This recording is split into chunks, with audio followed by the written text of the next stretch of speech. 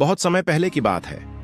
हिमालय की तलहटी में बसा हुआ एक समृद्ध राज्य था, सूर्यगढ़। यह राज्य जितना सुंदर था उतना ही अनुशासित भी। चारों ओर हरियाली, नदियां, मंदिर, खेत और खुशहाल लोग। सूर्यगढ़ का राजा था राजा अजय सिंह। राजा अजय सिंह साहसी, बुद्धिमान और न्यायप्रिय था। लेकिन उसकी एक विशेषता सबसे अलग थी।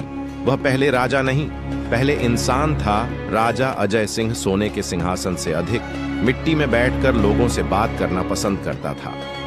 वह भेष बदलकर गांव-गांव घूमता, लोगों की समस्याएं सुनता और बिना बताए उनका समाधान करता। एक दिन राज्य में अजीब घटनाएं होने लगीं। फसलें सूखने लगीं, नदियों का जल कम हो गया और लोगों के चेहरे से मुस्कान गायब होने लगी। उस रात राजा साधारण किसान का वेश धारण कर राज्य के बाहर निकले। एक छोटे से गांव में उन्होंने एक बूढ़े किसान को रोते हुए देखा। राजा ने पूछा, बाबा क्यों रो रहे हो? किसान बोला, राजा के सिपाही जंगल काट रहे हैं, नदी का रास्ता रोक दिया गया है, हमारी धरती मर रही है। राजा का सिर झुक गया।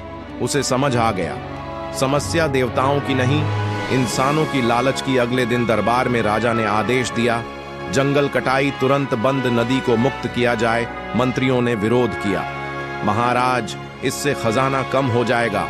राजा ने कहा, अगर खजाना भरा हो और जनता खाली तो वह राज्य नहीं, कैद खाना होता है। कुछ ही महीनों में वर्षा लौटी, नदियां फिर बहने लगीं, खेतों में हरियाली छा गई, राज्य फिर से जीवित हो उठा। एक दिन एक छोटा बच्चा राजा के पास आया और बोला, राजा जी, आप सबसे अच्छे राजा हो। राजा मुस्कुराए और बोले, नहीं बेटा, मैं अच्छा राजा इसलिए हूं क्योंकि तुम अच्छे लोग हो।